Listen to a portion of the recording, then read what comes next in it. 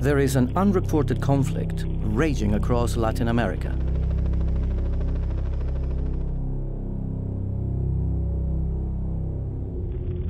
From Brazil to Uruguay, Paraguay and Argentina, vast swathes of forest are being destroyed and people are being forced from their land. Acá teníamos nosotros arroyo, plantaciones, árboles grandes, ahora se está destruyendo todo. Eu acho que nós, índio Kaiowá, nós vamos roer tudo. Nossa raça vai terminar aqui. These problems have been caused by the controversial spread of soy production, a large part of which is grown to feed factory-farmed animals in Europe, and much of it genetically modified. In a groundbreaking investigation, this film reveals the true cost of growing soy in South America.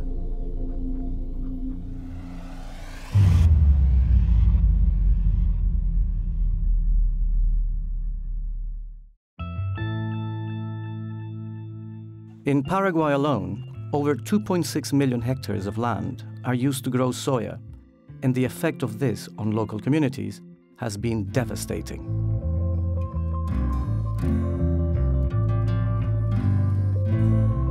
Anteriormente vivíamos los indígenas del monte, de todos los montes, los bichos, los frutas, y ahora termina porque ya ve usted que acá ya nos rodea ya estancia. Y esa es una invasión, en vez de reforestar, ellos vienen a hundir las cosas naturales como a estos bosques. Este es el principal arroyo que cruza aquí en nuestra comunidad. Este se llama arroyo Sauyú. Y acá cuando venena ahí, vino todo lo veneno cuando llueve. Y este está podrido, este agua, a través de estas plantaciones de soja. Most of the soya grown in Latin America is exported to Europe and Asia. Much of it is genetically modified and produced by the biotechnology multinational Monsanto. Contrary to the claims of companies that produce genetically modified crops, strong evidence now shows a massive increase in the use of pesticides with the planting of these crops. Hoy día, todos esos ríos, todas esas grandes fuentes de agua en lo que fueron estos bosques y que ahora son sojales, están muertos, están envenenados principalmente por el uso intensivo de agrotóxicos. Al mismo tiempo, las comunidades indígenas que habitaban estas selvas milenariamente, principalmente el pueblo Mbá guaraní, que es el pueblo que habita mayoritariamente esa zona de la selva atlántica, fue desplazado. Getúlio de Oliveira is a member of the Kaiowá people. Então, com o veneno de estragar cada vez mais forte, veneno cada vez mais dificuldade. Então, isso é nosso sofrimento aqui. E não tem como para a gente também, a mata também, que protege o nosso solo também, né? Não tem mais mata, tem só. Não tem aonde a água cada vez vai sumindo, né? Se não tem nada, a criança passa mal, a criança sente fome. Tem tempo de sem comida, né? E aonde o pai, a mãe, a gente vai na cidade procurar o recurso, ele fala, não, o índio está procurando lixo para comer. Não é isso que nós pensamos, nós estamos procurando comida.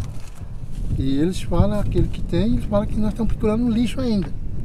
Não é, talvez, como não tem espaço mesmo, nós não podemos fazer nada.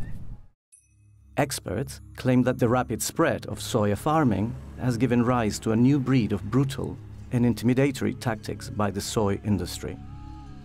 Land is being transferred from indigenous peoples and small farmers to large landowners and agribusiness, reducing the availability of staple crops and taking away from local communities any control of growing their own food crops. Community groups estimate that 90,000 families in Paraguay are forced to move away from their ancestral lands every year to make way for soy plantations. La pérdida de soberanía alimentaria es quizás el impacto más inmediato que se tiene sobre la mayoría de las familias pobres que debieron salirse del campo y venir a las ciudades, a las que nosotros los llamamos desplazados internos. La forma más horrible, digamos, sea la de las fumigaciones aéreas y con estos grandes tractores, digamos.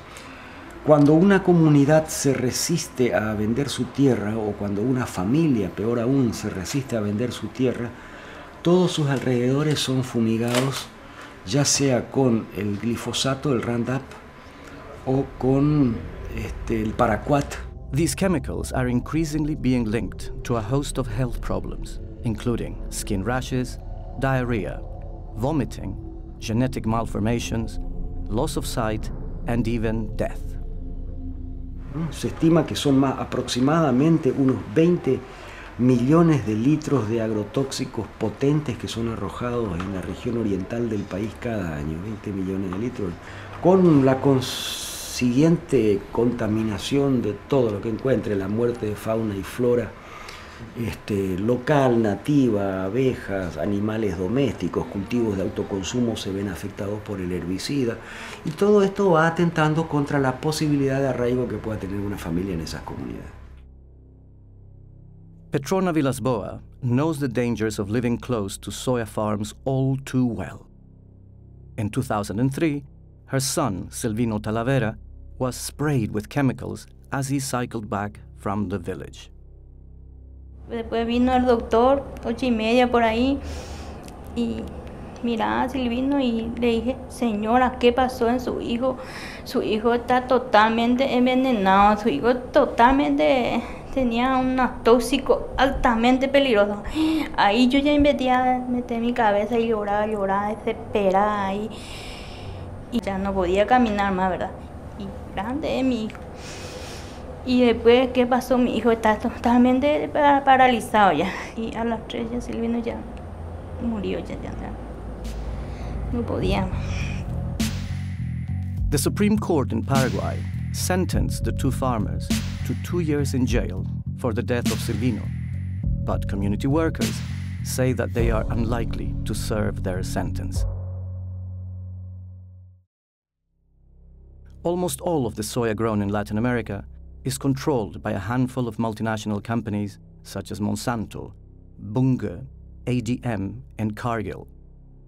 Even as hunger and food insecurity rises, these companies are making ever-increasing profits with the sale of patented seeds, pesticides, and fertilizers. Much of the soy is sent to Europe, where it's used as a cheap and protein-rich animal feed in factory farms across the continent. Most consumers in Europe are unaware that the meat and dairy products that they eat are made from animals that have been fed on genetically engineered soya, or that this soya has been grown on deforested land that has displaced thousands of local communities. The widespread deforestation of Latin America to feed European farm animals has huge implications for climate change as well. Global meat and dairy production is now responsible for 18% of global greenhouse gas emissions, more than the entire transport sector. There is a solution, however, and it is much closer to home.